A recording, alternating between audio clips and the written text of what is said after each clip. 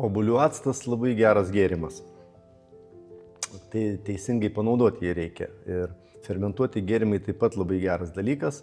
Ir čia kaip namų diagnostika, nes naudodami tuos produktus savotiškai galime diagnozuoti, kaip veikia pas mus gleivinė.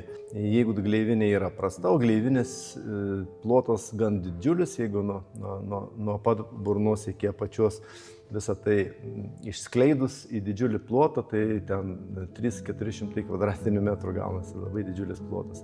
Visą tą plotą dengia gleivinės sluoksnis ir čia mūsų sveikatos rodiklis yra. Kuo storesnis sluoksnis gleivinės, tuo mes turim geresnį imunitetą, mes turim barjerą, kad niekas negalėtų per tą barjerą įlysti į kraujotaką, sukelti mums kokių tai autoimuninių procesų arba va, kaip skrandis reaguoja pajutus rūgštesnį maistą, va, šiuo atveju obuolių actą ar tai fermentuotus gėrimus.